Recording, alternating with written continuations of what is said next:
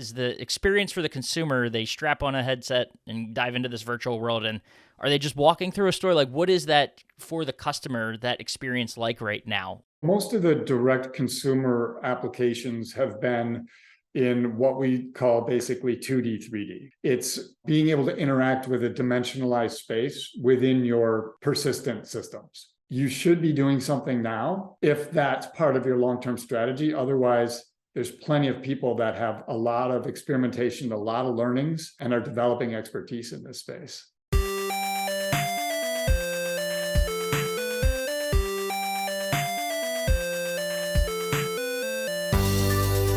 Welcome into the Independent Thinking Podcast. This is your host, Rob Stotts.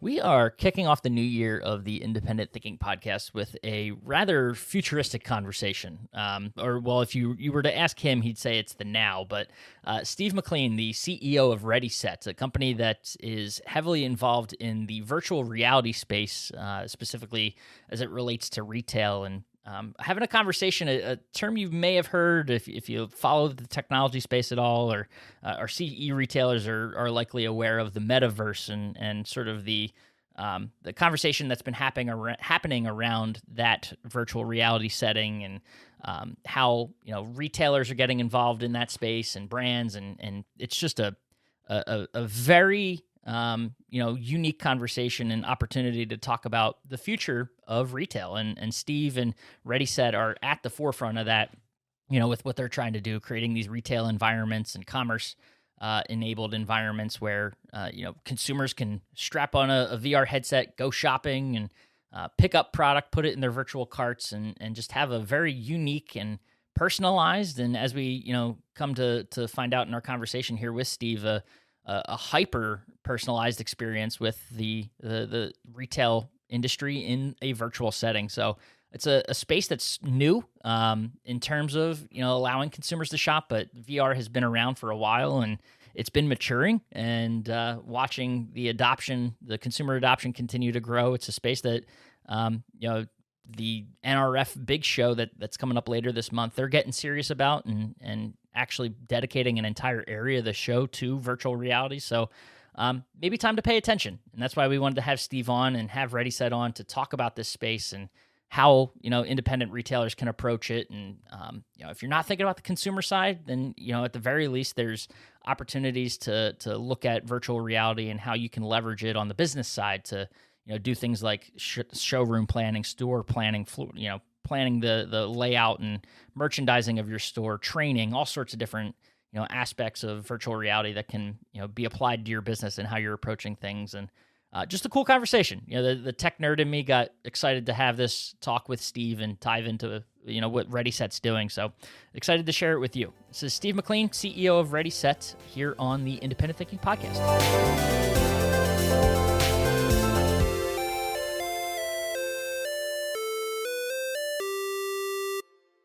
All right, we are back on the Independent Thinking Podcast and kicking off another year of the podcast in pretty cool fashion, a futuristic, I feel. Well, I say futuristic, but for you guys, the future is here. Mr. Steve McLean, the CEO of ReadySet, a virtual reality company that we're excited to dive into, focuses pretty heavily in the retail space. And, it's a new and exciting space to a lot of our listeners, but I don't want to jump too far ahead. I first of all just appreciate you taking the time and joining us, just a few weeks out from a big retail show that, again, we'll get into, and, taking the time to chat with us about, what you guys are all about. Well, I appreciate the opportunity. Delighted to be talking with you today. Yeah. So, let's start with yourself. Tell us about, who Steve McLean is and kind of your background and path to becoming CEO of ReadySet. Sure. Absolutely. So, my educational background is in more on the behavioral science side. So degree in psychology, always been intrigued by, sort of the behavioral underpinnings, the drivers, what makes us do what we do, which as we go forward in the conversation, you'll see that maybe manifest a bit in part of what ReadySet is.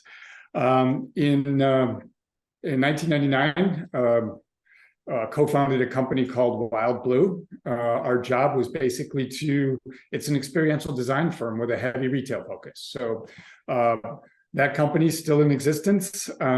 We work with brands and retailers to sort of imagine what the future of retail could be. That comes in the form of understanding emerging technologies, emerging behavioral trends, dietary trends, whatever it might be, and try to come up with new and unexpected solutions to engage with, with shoppers, consumers. So as part of that, because your ideas are new to world, we needed tools to be able to convey effectively what those ideas were going to be to stakeholders, right? And so that they could understand them and experience them. And so early on, we started leveraging VR a lot as basically a means by which to deliver those immersively, right? Have the experience firsthand. It's a much more compelling way to deliver a value proposition around a new idea. And so, that was received really, really well. Getting sign off on projects became much easier, and it was kind of the start of the world speaking with pictures instead of words, right? Because you could make whatever pictures you wanted in VR. So really effective in that regard. Then what we started talking about and thinking about was really, how can we sort of test and learn these new ideas more quickly and for less cost, right? How can we get them into market, prove their viability, get an ROI calculation on this new idea prior to scale? And the old way of doing it, of identifying a test store, identifying a control store that you can compare to, going through all of the necessary steps to, and disruptions to build that prototype or that feature or that new category vision or whatever it was just really cumbersome and time consuming. And, obviously there's lots of players involved. You have brands involved, you have retailers involved, you have ops involved, you have, the disruptions to store traffic, all of that. And just the time it took to get those things implemented and get your feedback.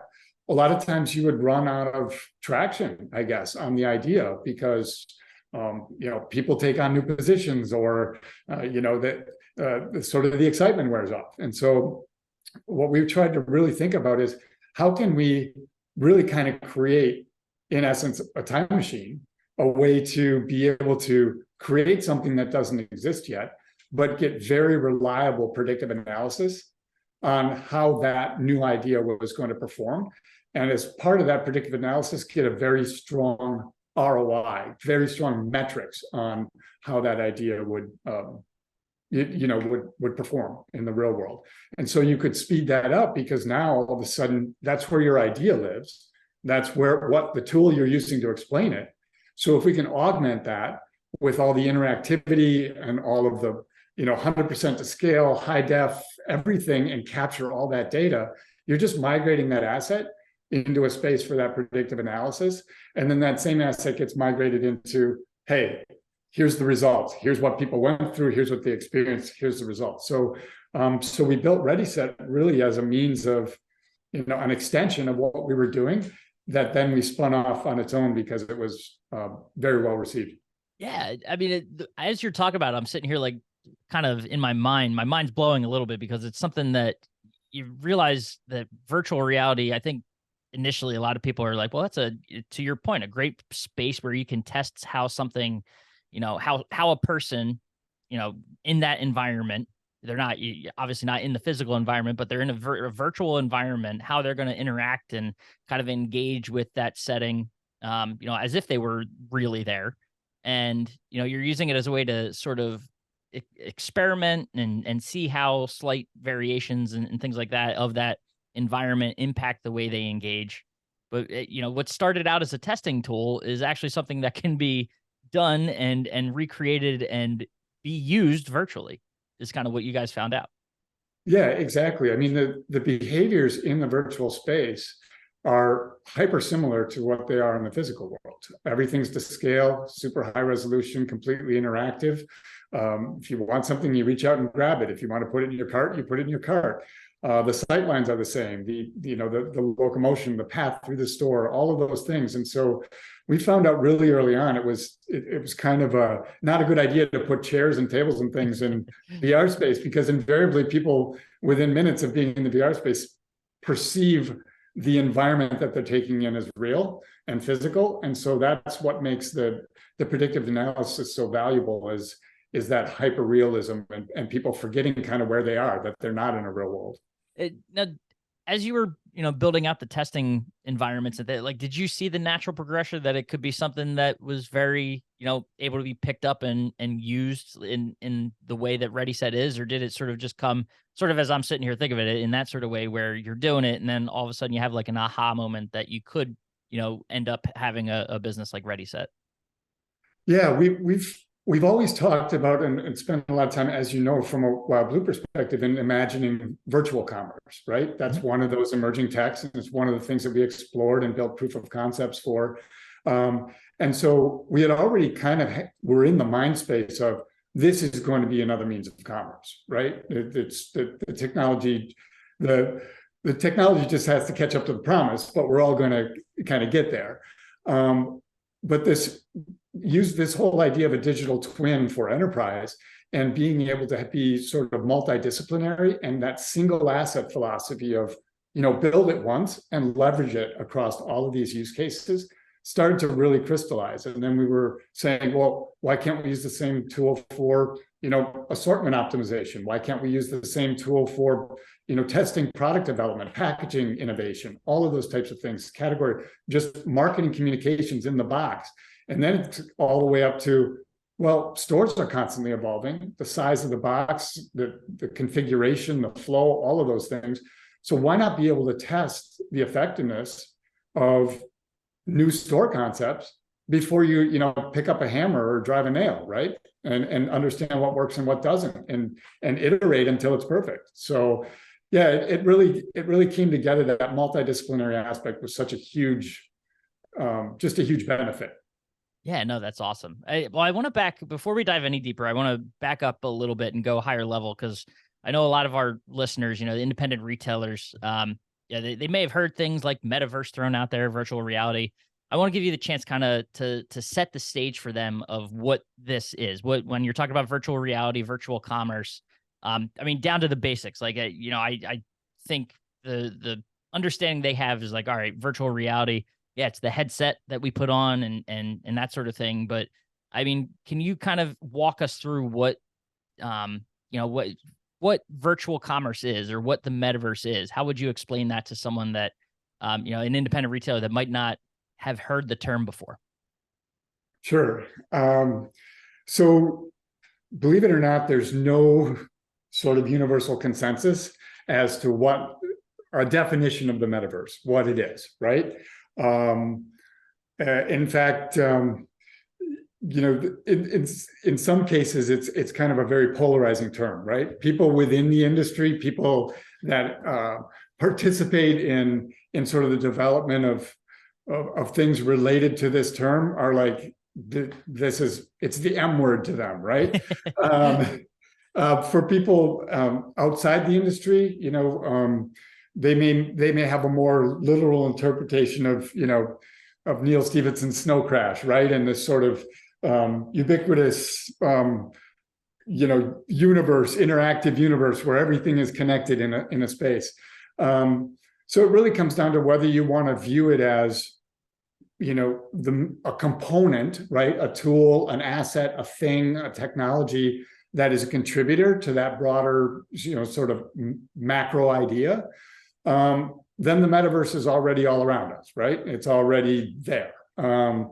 If you're more of a purist and you're saying, no, I believe in this, alternate reality where, everything is connected and everybody's plugged in. Well, we're a ways away from that, from a technological feasibility standpoint, for a variety of reasons, where everybody's plugged into the same alternative world. But I think probably John Riccatello, who's the CEO of Unity, he kind of gave the best definition. I saw him at the AWE conference, and he said, really, it's the best way to sort of describe it is it's the next version or the next iteration of the internet, right?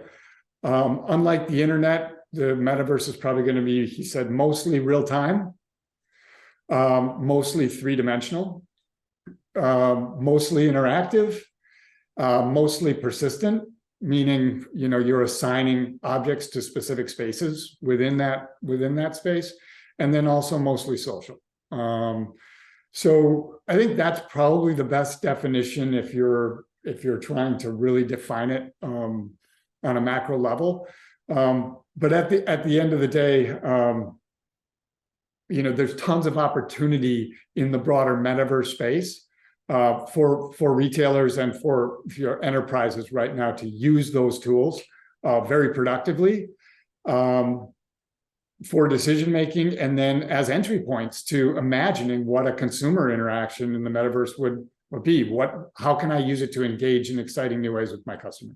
Right. Well, it's cool because we're kind of in between the way you're describing it. We're not quite at the red pill, blue pill situation yet. If you're talking about Matrix and that sort of level of physically plugging into this world, but we're also at the very early stages of it, right? To your point, where there's a lot of interpretation still, that can be made, which also means there's a lot of opportunity for, there's not a set way of going about this. So we're talking sort of very high level and general terms, cliche kind of things, but like a retailer that is interested in this space right now has the opportunity to sort of make of it what they want to, and have their space, their virtual space, and just be really creative with it. So what I mean, kind of following up on that, you set the stage where it's kind of that next version of the internet, new way of interacting and engaging. What are sort of the impacts or I guess implications for you guys, like of how a retailer can approach this space, or know if it makes sense for them to try to, get in this early stage of the metaverse or whatever we want to call it, if it makes sense for them? Sure. Yeah. I think it's important to understand that most savvy retailers and brands, while they might not have yet a very defined strategy, have been for years or are currently exploring their opportunities in this space. We're firm believers in the value of it from an enterprise level. The thing to keep in mind is that, whatever you do in this space, the equity is cumulative, right? If I build a store for testing, for optimization, for part of my workflow or whatever it be, assortment management, whatever it might be, if I build a digital twin for enterprise purposes that strips time and cost out of my process, that asset is still relevant. All of those assets, from the product on the shelf to the science to anything, is still a relevant asset moving forward from a consumer perspective, right? So all the experimentation is cumulative. Unlike the physical world where you want to try something, you have to tear it down, try something new, or if you want to iterate, there's kind of a duplicative, investment in that. Everything in this space has longitudinal equity. And so we always think that from a retailer perspective, starting out, figuring out a way to build these assets to deliver ROI as part of workflow, as part of your design, as part of your innovation, as part of your optimizing of whatever it might be relative to your business, that's a great place to start. It starts to build knowledge of the space. It starts to accumulate assets. If you think about what we do, if we send 100 respondents through a store to shop, to understand if the products are right or in the right spot or doing all that kind of thing, the only real difference between that and actually having the store to have consumers shop at is a transaction and distribution of the product to them at that point, right? The tools are there. They're grabbing products off the shelf and putting them in their basket. So there's plenty of starting spots. The retail is experimenting all over the place in a number of different ways. And maybe we can get into some, more specific examples of that. And that was, you're reading my mind, because that was kind of my follow-up. And I know that, the conversation to this point, it's very experimental. And as we've been saying, like, a retailer can approach this space in a myriad different ways, right? So make of it what they will. But is there sort of I can imagine a retailer listening to this, they're thinking, is the experience for the consumer, they strap on a headset and dive into this virtual world, and Are they just walking through a store? Like, what is that for the customer, that experience like right now? Approaching a brand or a retail environment in this virtual space? Sure. So most of the direct consumer applications have been in what we call basically 2D, 3D, right? It's being able to interact with a dimensionalized space within your persistent systems, right? So you'll see a lot of companies doing navigable environments for purchase, for shopping. Sam's Club did this when they for the holidays. A lot of these types of things, because they're early on, are more programmatic or promotional or seasonal in nature. It gives retailers the opportunity to sort of test and learn, right? Jump in and jump out without sort of a sustained commitment to it. Learn and use that to improve. Other types of experimentations that we're seeing quite a bit for direct consumer applications are on ecosystems like Roblox, right? It's very attractive. They have a very young generation of existing and future consumers. There's about 60 million active users daily on their platform.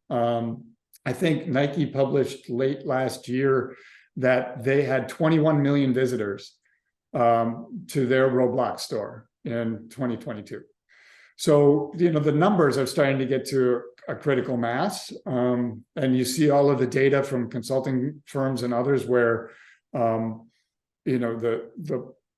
proliferation of the hardware is starting to get to a point where it's very attractive for people. It starts to get to a point where you can, maybe your investments aren't going to have immediate ROI, but if you look at long-term, you should be doing something now if that's part of your long-term strategy. Otherwise, there's plenty of people that have a lot of experimentation, a lot of learnings, and are developing expertise in this space.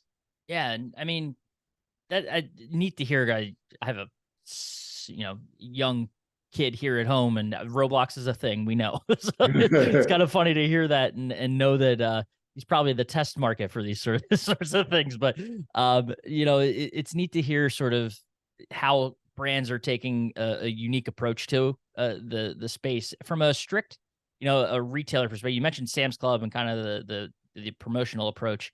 Are there any unique or other unique applications that you've seen of a retailer going about the space and making sort of, aside from just having a consumer walk up and down aisles and view product virtually, other cool ways that they've gone about approaching the virtual commerce experience?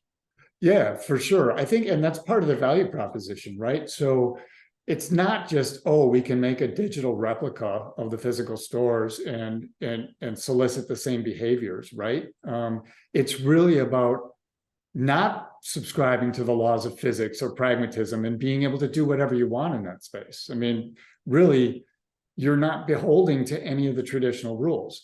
So it's, in a lot of ways, it's not maybe it's less interesting to say, yes, there's a value proposition. I can sit on my couch and walk through the store and shop and have it, get all those intuitive cues that I'm accustomed to in the physical world and use those. And it's a big improvement over scrolling through lists of items on the web and all of those types of things. But really, isn't the value proposition that we can do anything we want, right? And so retailers are starting to pick up on this. And it's less about, think about in that virtual space, I can layer over any kind of data I want to lay over in that space. Personalization can be hyper, right? If I don't have a dog, why does my store have a pet food aisle, right? If I don't have an infant, why is there a diaper aisle, right? So this gives you the ability to build customized things. And if I want to have, we've done concepts where we've taken categories and go, hey, if I only need to have one of every product on the shelf, what can I do with the rest of the space? Or how can I make it interesting? Are there things flying through the space? Is there waterfalls? Is there, what does it look like? Because there are no rules.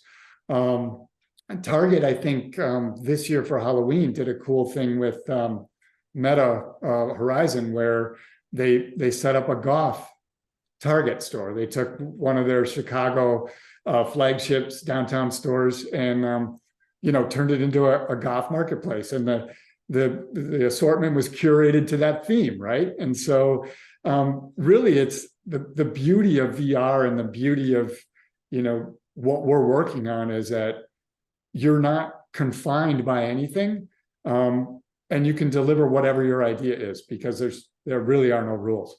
No, that's awesome. And you touched on this a bit ago, but I want to, something I can imagine being a concern for a lot of retailers considering this is that adoption part of it. And you don't want to jump too early because you don't think it's worth the investment because people aren't engaging with it. But the numbers you mentioned, talk about that a little bit, how, it is a space that, having been a CES attendee for, this will be number 8, I think, this coming year. So it's been a while seeing the VR space at a show like that take off. But talk about, sort of how VR is on the consumer adoption side, and just sort of, maybe alleviate some of those fears that a retailer might have.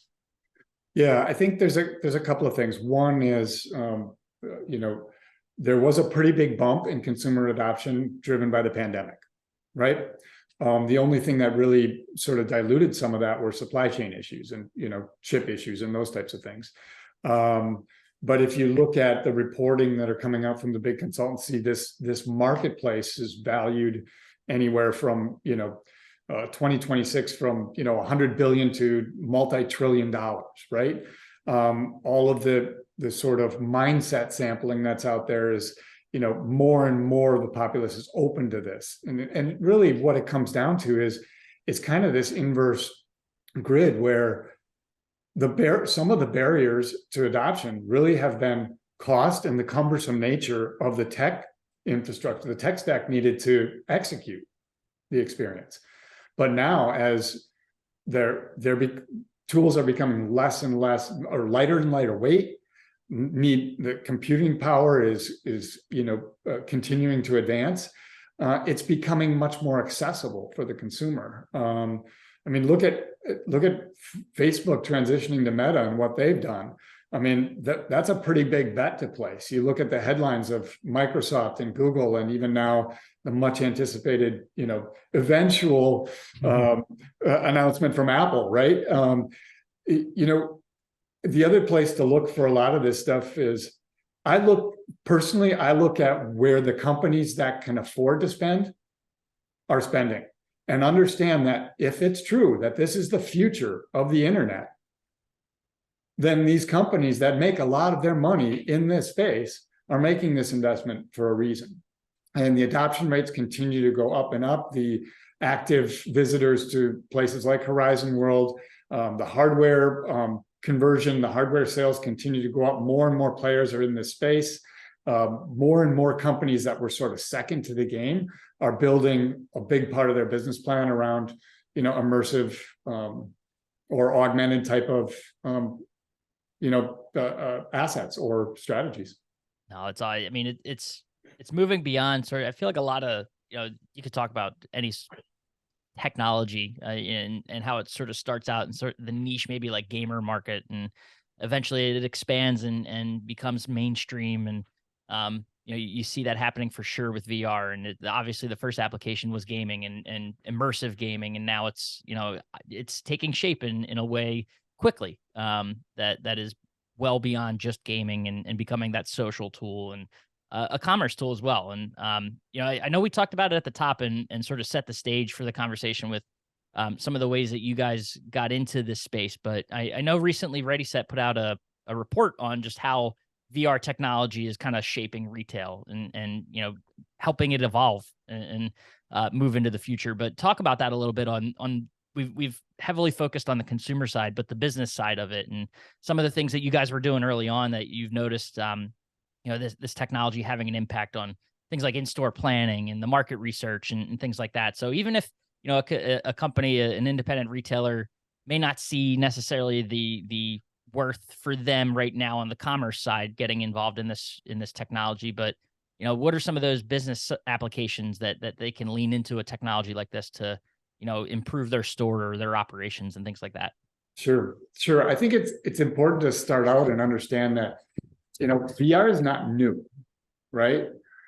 It's just new to certain disciplines or certain applications. VR is decades and decades old.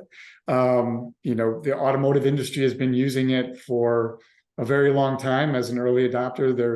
There's military usage, training pilots, all of these types of things has been around a really long time. Enterprise is a great place to use VR as, I think, an entry point to any kind of metaverse strategy, because the value proposition is instant and the ROI is instant.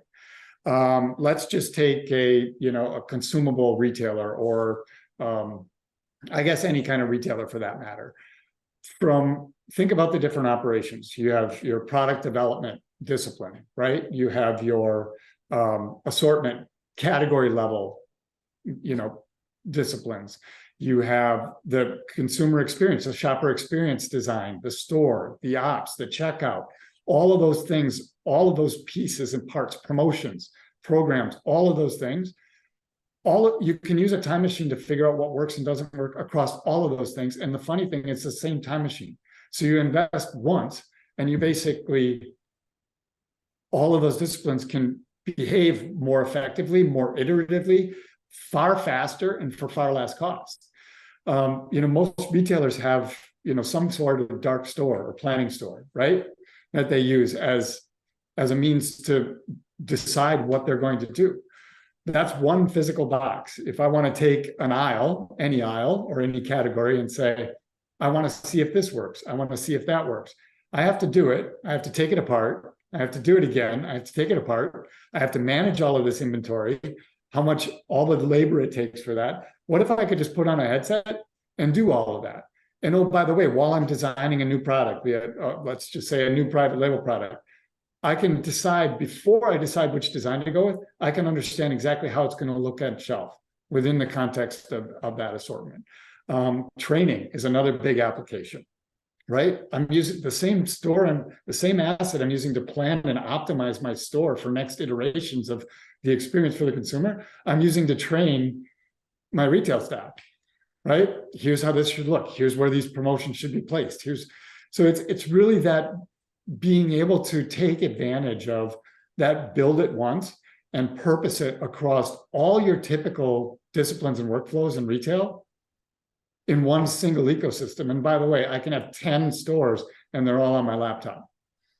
It's pretty cool. It's cool to hear, because I'm a technology fan. I don't know if you can tell, but it's fun to talk about this stuff and sort of see how, it's coming to life. I said no pun intended because it's virtual, but coming to life in a way that is really impacting businesses and brands that are taking the time to explore it and invest in it. And it's neat to just see it be used in ways that, as someone that had experienced it from the gaming side of things, to just see it kind of have that business application in the way that, brands and businesses are using it. And they have help as well.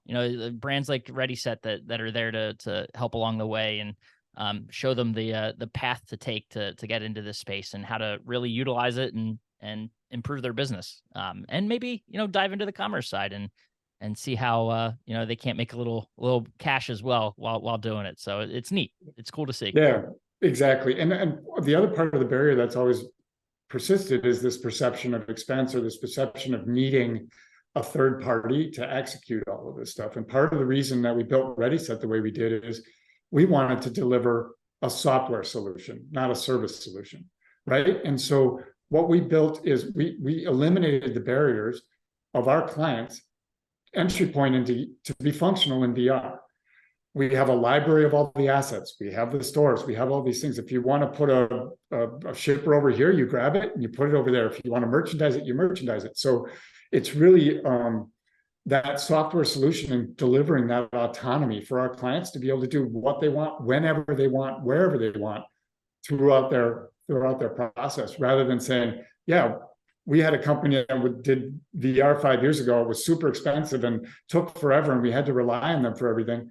We just want to put the power of VR in the hands of the consumer as a software solution.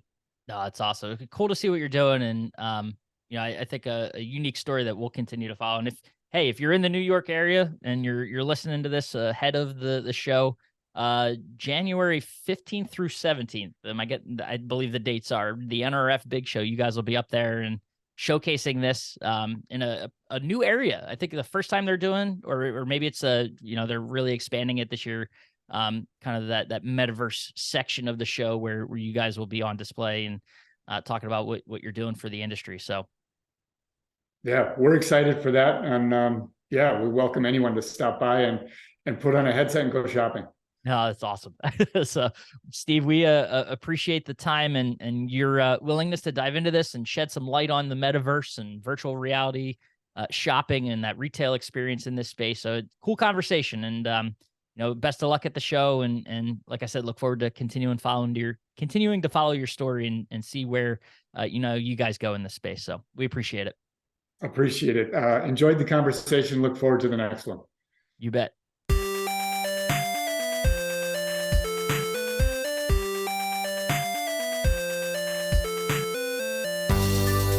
Awesome. And thanks again to Steve. That was, like I said, a fun one that I was looking forward to. We've had this on the calendar for a bit, and getting to talk to him about the metaverse and the virtual reality space and sort of how it's evolved itself over time, and as well as, allowing the retail space to kind of dive into the future of what shopping could look like. So a fun conversation, one that, we were excited to have. And I hope that you picked up a thing or two and learned about how VR can be applied to the independent retail space. So appreciate Steve and everything he is doing and his time and spending it with us. And as always, appreciate you listening to the Independent Thinking Podcast, and we'll catch you next time.